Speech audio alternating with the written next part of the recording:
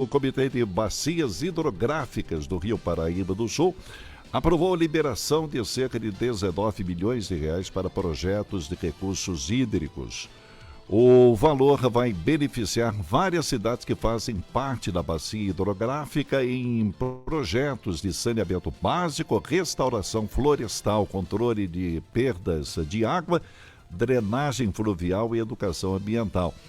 Para falar mais sobre isso, na entrevista do Dia do Jornal da Rede, vamos conversar com a presidente do comitê, a Maria Eduarda San Martin, a quem nós estamos cumprimentando, agradecendo sim pelo carinho aí da sua presença aqui em nossos estúdios. Seja bem-vinda, Maria Eduarda San Martin. Bom dia. Bom dia, Pedro. Bom dia aos ouvintes aqui da 99. É um prazer estar aqui pela primeira vez.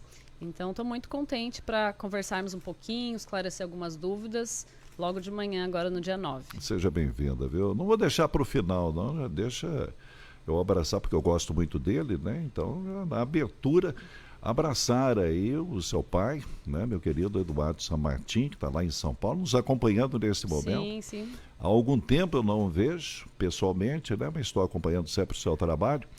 E uma das pessoas realmente mais competentes em matéria de visão, em matéria de administração. Eu acho que ele tinha que ter ficado em Pindamonhangaba. Foi desenvolver várias áreas aí do seu conhecimento lá em São Paulo, muito bem conceituado lá em São Paulo. E também no São Paulo Futebol Clube, onde ele é conselheiro lá no São Paulo Futebol Clube, apaixonado pelo time do São Paulo, mas nunca o esquecer, né, da sua capacidade e da amizade, uma pessoa muito parceira, muito amiga. Um abraço para você, viu? O Eduardinho, como eu o chamo, né? Fica aqui registrado para não deixar lá para o final do programa. Ótimo, viu? excelente. Eu aproveito para falar que não só na área ambiental, me inspirei também no meu pai e como São Paulina também. Ah, é São Paulina? Sigo os passos aí, sem querer. A vida foi me colocando nesse foi caminho. Por livre e aí, espontânea pressão. Nunca teve pressão. Acho que foi pelo exemplo mesmo e só me dei conta agora, mais velha, que foi pelo exemplo. Ah, é? Então, porque eu sou corintiano e o corintiano é pressão. É, pressão, não vai torcer para outro time, jeito. não, tem que ser corintiano, né? Mas eu tenho um filho, né, adorável, o Guilherme, que é São Paulino. Né? Então a pressão não foi aí não muito, funcionou, muito, você não imagina o gênio do meu filho, como é que era. Que bom, resistente, tá no caminho né? certo. Ele é São Paulino, mas daqueles torcedores realmente ferrenhos do São Paulo, né? Bom, vamos bater um papo aqui com a Maria Eduarda San Martin.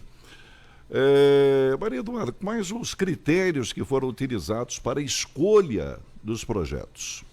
Então, esses projetos, acho que antes de falar um pouquinho dos critérios, é importante falar que esse é um recurso, como já dito, do Fundo Estadual de Recursos Hídricos e que o comitê abre edital para que as prefeituras, a sociedade civil possam inscrever pleiteando recurso em diversas áreas. Então, quando o projeto é recebido, a Secretaria Executiva do Comitê ela já faz uma pré-análise se ele se enquadra nas categorias de recurso que tem para aquele edital. Então, vamos supor, aquele edital tem recurso para saneamento e educação ambiental, exemplo. Então, não adianta pleitear um recurso para projeto de drenagem. Então, essa é a primeira fase dessa análise criteriosa que é feita. Passando por essa primeira fase, aí ele é distribuído, esses projetos, para as câmaras técnicas. O nosso comitê tem 6 câmaras técnicas de assuntos variados, que a gente pode até explanar um pouquinho mais para frente. E aí cada câmara técnica faz essa análise, olha detalhadamente cada projeto, discute com os membros da câmara técnica e nós temos uma deliberação que tem vamos dizer, um checklist, assim, onde é possível dar pontuação. E aí, com essa pontuação, sai de cada câmara técnica aqueles projetos e ela vai para a câmara técnica que a gente chama que é a mais alta hierarquia, que é a de planejamento. Nessa Câmara Técnica de Planejamento, que também analisa alguns projetos, é feita a hierarquização final. Então, nós temos critérios, por exemplo, já que você fez essa pergunta bem específica, se ela está em alguma bacia de prioridade, se ela está em algum manancial de abastecimento que é prioridade segundo o plano de bacias, Se ela tem ali, por exemplo, aquela prefeitura ou aquela instituição, ela tem um índice de aproveitamento do recurso que já foi enviado anteriormente. Então tem uma série de itens, é a deliberação do comitê, e é uma deliberação que ela vai se ajustando com o tempo. Então agora, nós como membros do comitê já estamos verificando a necessidade de fazer um novo ajuste nesses critérios. Perfeito.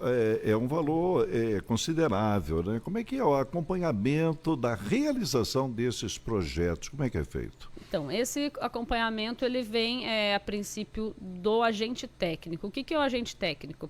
Toda vez que tem um projeto, aprova-se no comitê e aí ele vai para o Estado aprovar, já que esse valor está vindo do Fundo Estadual de Recursos Hídricos. Perfeito. Dependendo do tema do projeto, vai para algum órgão do Estado. Então, eu vou dar um exemplo até de Pinda, que é a cidade que eu represento no comitê. Nós conseguimos recentemente ser aprovados um plano de erosão rural. E aí o Estado entendeu que o órgão do Estado que deveria fazer esse acompanhamento mais de perto era a CAT. Então foi designado um funcionário, um servidor da CAT para poder acompanhar esse projeto. Outro exemplo, quando nós tivemos o plano de macrodrenagem, que é um plano que agora está sendo feito para muitos municípios, inclusive aqui para Taubaté, é designado um agente técnico do DAE. E aí esse agente técnico, ele vai fazendo esse acompanhamento durante as etapas, ele vai verificando se foi aprovado um relatório pela prefeitura, daquele pagamento daquela parcela da empresa diante da licitação que foi feita. E aí ele vai acompanhando se isso está correto e vai permitindo, liberando o valor daquelas parcelas. Você falou sobre responsabilidade do Estado, né? O Rio Paraíba, ele cota dois, né, dos nossos estados, São Paulo e Rio de Janeiro. Minas Gerais e também. Minas Gerais São também, três, ele passa por... São 3 estados. 3 estados. O padrão é o mesmo? Aqui, de trabalho, de acompanhamento, de aprovação, os estados estão unificados nesse projeto? Não são totalmente unificados. Então, tudo isso que eu estou falando aqui hoje, que é o que eu represento, né, na verdade, o colegiado que eu represento é o Comitê das Bacias Hidrográficas do Rio Paraíba do Sul, no trecho São Paulo. Cada estado tem também o seu comitê. E aí todos eles têm um comitê que é interestadual, vamos dizer assim, que interliga essas regiões, que é o CEIVAP. Divergem ou não? Na questão dos processos? Na questão da bacia hidrográfica? Porque quando a gente fala sobre essas bacias e fala sobre o interesse, né, a preservação, a conservação, a defesa... Mas vem o lado econômico também, sim, né? Porque sim. serve na economia, a partir da própria água, para atender aí a agricultura, a indústria e também toda a população dos estados. Humano, exatamente. É o consumo natural, né? Existe divergência dos estados ou unificado no pensamento? Na questão, vamos dizer, na teórica, assim, na parte do ideal, todos pensam da mesma forma. A água é um bem comum, os colegiados existem para poder escutar o interesse da sociedade em relação a esse bem. O que acontece em alguns estados, né, a diferença e eu vou citar aqui no caso de São Paulo, nós somos um dos primeiros comitês que instituiu o uso de cobrança da água. E isso fez com que esse recurso, que hoje é o FEHIDRO, né, tem acumulado esse recurso, voltasse para a própria bacia. Então, tem alguns estados que já estão um pouco mais na frente, outros nem tanto. E a minha experiência maior é que com São Paulo. Nós temos aqui também a facilidade, aí você pode até ver numa outra entrevista, uma sugestão minha, o Marcelo Manara, que é secretário de Meio Ambiente de São José dos Campos, foi agora recém-eleito também presidente do CEIVAP, que é essa integração desses comitês, que é de toda... Daí sim, ele está trabalhando direto com o Comitê Integrado das Bacias do Rio Paraíba do Sul.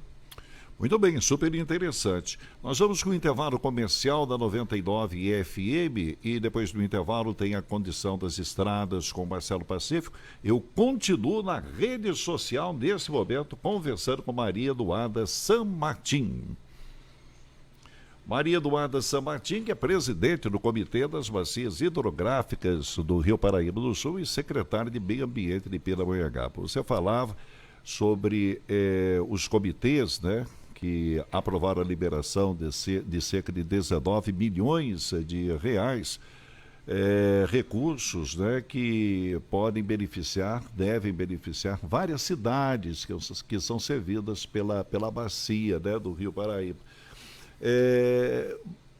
Qual seria esse benefício, principalmente no seu entendimento, ou no trabalho que você realiza em Pindamonhangaba? Bem, o benefício, pensando agora como presidente da bacia, é que a gente tenha trabalhos que possa preservar tanto a quantidade da água como a qualidade. Não adianta a gente ter um sem não ter o outro, né?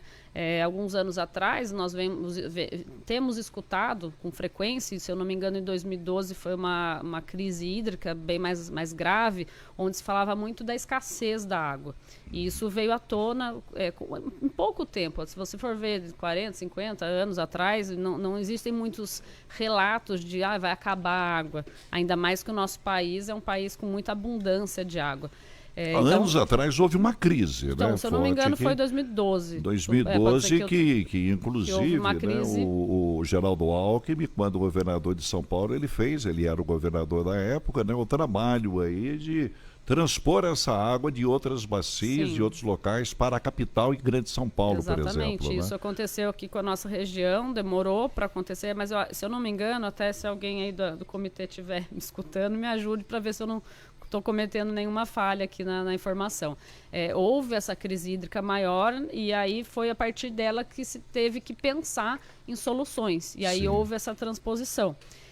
Então isso acontece já há algum tempo, existe aquele receio de sempre da população em Pindamonhangaba, que é a cidade que eu trabalho atualmente, que nasci ali, moro ali há muitos anos, nunca houve essa iminência. Nós captamos água diretamente do Rio Paraíba do Sul, que tem uma qualidade, assim, em alguns municípios até contestável, mas em Pinda a qualidade... Ela é 100% tratada em Pinda? Em Pinda é 99% coletado e 100% do que é coletado é tratado. Então, nossos índices são muito bons desde a década de 90. Começo dos anos 2000 já era assim. Então, nós estamos bem na frente de muitos municípios, que não é o caso da maioria da região. Mas, voltando um pouquinho, além da qualidade, a quantidade que o Rio Paraíba do Sul abastece Pinda nunca foi um problema para escassez. Pode ter acontecido pontualmente alguns problemas da concessionária, de alguma falha, de ter estourado alguma adutora, que já aconteceu, mas isso não é um problema diferente de outras questões e outros municípios que acontecem bastante. E nem responsabilidade do município, da prefeitura, no caso, né, em si, da empresa que opera, né? É grande a perda de água nesses casos ou segue o mesmo padrão aí de outros municípios? O mesmo padrão. A gente acaba tirando uma média, há alguns anos já essa média está em torno dos 40% de perda de água, e isso é um valor muito significativo, né? Eu até escutei uma reportagem falando assim, imagina que você... Acho que foi o Renato que falou até, lá do carro, não foi? Ele falou assim que, imagina você produzir 100 carros. Sua empresa lá, você é uma grande fábrica, ela produz 100 carros. Você perde 40 nesse processo produtivo. Se fosse 1, 2, 3 já era muito. E você perder 40, e pode ser de falha, assim, do processo, né, de distribuição da concessionária. Tem muito vazamento, a gente sabe que tem muito vazamento, tem muita ligação ilegal, né? Pessoas captam água de forma irregular da rede também. Mas fico pensando, o carro você não perde, porque ele volta para a linha de montagem em peças, vai ser utilizado de novo. Sim. A água, ela volta naturalmente? Como é que é explicado isso? Na verdade, ela volta pelo ciclo hidrológico, ela pode voltar, né? Pelo próprio sistema de água vai infiltrar pelo solo, vai o lençol freático, né? ela vai circulando, sim, de alguma forma. Aí chove, aquilo que a gente vê na escola, na aula de ciências, normalmente. Só que isso tem um custo. A questão é que você tem um custo para captar essa água, e a gente está falando de água para consumo. Então, a gente vai captar água do Rio Paraíba, ou de um poço artesiano, ou de outro manancial que tenha em algum outro município. Aí você tem esse custo. Aí você tem que tratar essa água. Todos os municípios que fazem essa captação tratam a água através de estações de tratamento de água, que a gente chama de ETA, que também tem um custo. Você tem ali maquinário de alto custo, você usa produtos químicos em alguns momentos também. A Maria Eduarda falava justamente nessa troca de rede social com a 99, naquele momento ela falava aí sobre recuperação de perda de água. E eu gostaria que, além disso, Maria Eduarda, você falasse também um pouquinho sobre a restauração florestal. Como é que será? Qual é o procedimento nesse caso? Eu vou falar assim, mas vou pedir licença só para Pois não, corrigir uma fica à informação vontade. que eu já peguei aqui rapidinho, porque a minha memória depois do Covid, olha, ficou ruim demais. Não é mas... só a sua, não. Viu? Então, é isso que me tranquiliza um pouco mais. Mas a crise hídrica, assim, os piores momentos dela, segundo as informações até que eu tinha anotado aqui, é 2015 e 2016. Foi a pior crise dos últimos 80 anos. E foi nessa época mesmo que houve essa questão da transposição, como a gente falou, do Rio Paraíba do Sul para o sistema Cantareira. Isso. Na época, até a gente falando de comitês, né, o comitê da parte do Rio de Janeiro, ele foi um pouco contrário, porque ela é a última etapa de toda o Rio Paraíba do Sul, é lá que chega. Então, o impacto de quantidade de água provavelmente seria lá. Por enquanto, não tenho escutado falar de muitos problemas, né? O pessoal do comitê não tem, o comitê nosso aqui, que é o Edilson, a Rose, que estão lá há bastante tempo, eles sempre estão de olho aí nessa quantidade de água que chega nos municípios, que chega em cada comporta, para que a gente tenha esse balanço de todo o rio. A gente fica sempre de olho, mas só para corrigir aquela informação. Muito obrigado. E voltando na questão da restauração, esse não era um tema muito falado nos comitês, né, quando se originou os comitês lá na década de 90. Só que com o tempo foi se tendo conhecimento, isso foi ficando mais em relevância, que é fundamental que exista a restauração para que a gente possa preservar a água. Quando nós fazemos plantios, que a gente chama de restauração ecológica, reflorestamento, principalmente em áreas rurais, nós estamos preservando as nascentes, preservando os mananciais que são afluentes de outros rios e até do Rio Paraíba do Sul, e isso faz com que a gente consiga ter uma possibilidade de ter mais água. Então essa é o grande link, essa é a ligação que tem o plantar a árvore, a restauração com o Comitê de Bacias, que pensa no uso da água, como eu falei para vocês. E isso vem sendo feito na cidade? Vem sendo feito em várias cidades na região, já faz alguns anos. Trabalha bastante isso. Pinda trabalha através de um programa municipal, que chama, um programa que chama Conservador da Natureza, é um programa piloto que nós fizemos. E esse programa, até para quem está em Pinda escutando a gente, eu acho que eu vou até pedir um minutinho do tempo para poder falar, para que as pessoas possam se inscrever no próximo edital. O último edital, ele foi foi no passado mesmo, desculpa, foi em 2022, e foram habilitadas 13 propriedades. Essas 13 propriedades, elas estão passando por um processo de receber de graça, gratuitamente pela prefeitura, um projeto ambiental de sua propriedade que vai estudar necessidade de restauração, reflorestamento, como você acabou de citar, vai citar qual a necessidade de melhorar o saneamento, a criação de animais, e no final desse programa o proprietário começa a receber em reais por ano, só pelo fato de conservar a floresta na propriedade dele. Muito bom. Falando ainda sobre o Rio Paraíba, quais são os grandes desafios para aquele que trabalha com o meio ambiente? Olha, me perguntaram isso agora devido à Semana do Meio Ambiente, e eu considero que o maior desafio é, de fato, fazer a conscientização das pessoas. Uma coisa é a gente fazer ação, a gente falar, tá aqui divulgando algumas ações no seu programa, mas parece que as pessoas não internalizaram aquilo ainda.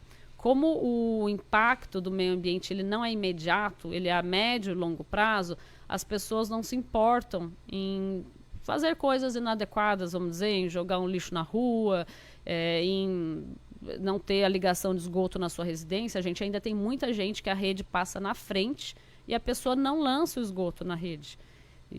Então, assim, a gente tem muito problema do dia a dia daquelas pessoas mesmo que não veem o impacto, não é visível o problema naquele momento. E a gente sabe que daqui 20, 30 anos isso aí vai estar de uma forma que a gente não consegue voltar mais. O uso ilegal do Rio Paraíba, das águas do Rio Paraíba, de suas margens, ainda acontece aqui no mar, na região? Acontece em Pinda ou não? Acontece também. O que nós chamamos de APP, as margens de qualquer corpo d'água, que são áreas de preservação permanente. Dependendo da largura do rio, você tem uma margem para ser preservada. Rios menores, até 10 metros, são 30 metros, por exemplo. O Rio Paraíba do Sul, em Pinda, O maior trecho dele são 100 metros de APP. Isso quer dizer que 100 metros de um lado e 100 metros do outro você não poderia estar utilizando. No máximo fazer reflorestamento mesmo, e as intervenções são muito pontuais, se autorizadas pela CETESB.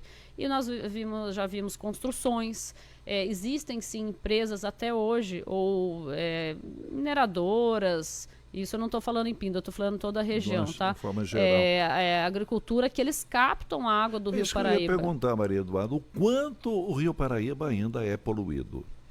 Muito. Eu não tenho essa taxa para dizer para você, não sei nem se nós temos estudos específicos sobre isso. O que eu posso dizer é que um dos estudos está sendo feito agora pelo comitê, que é um plano de saneamento rural, e ele vai ter sim uma relação com essa informação que você está solicitando, mas a gente sabe que é bastante, porque da mesma forma que Pinda hoje tem um esgoto tratado, tem muitas cidades que é zero. Então nós temos, por exemplo, Queluz agora, que conseguiu um valor bem significativo para... Até vou dar uma olhadinha aqui, ó, que eu tinha exatamente o valor de Queluz aqui. Eu não estou com o valor, mas a gente sabe que não trata o esgoto lá em Queluz, e eles conseguiram um recurso agora aprovado na Câmara Técnica do Comitê. Então, aprova na Câmara Técnica e aí vai para o Estado fazer aquela análise que eu expliquei no início para vocês. A despoluição, ela tem que ser, obviamente,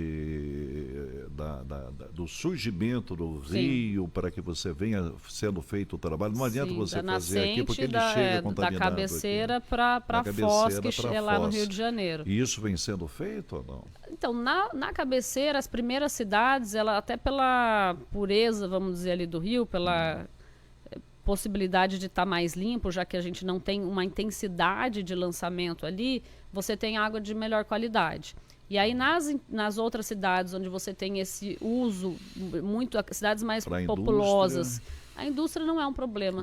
Você sabia que eu trabalhei muito tempo com a indústria antes de estar na administração pública, e eu lembrava daquele desenho que eu fazia na escola, que era indústria com chaminé, com uma fumacinha saindo. E eu consegui desmistificar isso dentro de mim mesma, porque a indústria ela tem altos padrões de rigorosidade estabelecidos pela CETESB.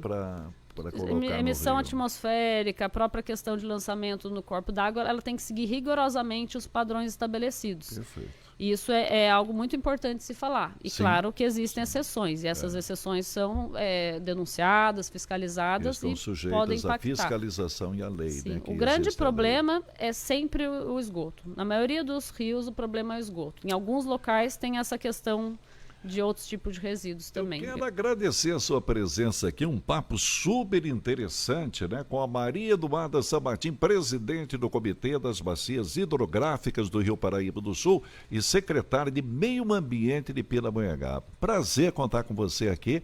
Manda um abraço. Eduardo, aquele abraço aí pela rede social, estou te cumprimentando. Muito obrigado, viu, Maria Eduarda? Eu que agradeço a oportunidade. Sempre que precisar, o comitê está à disposição, porque essa é a nossa função. Estar trabalhando para o bem da população. Legal, muito obrigado.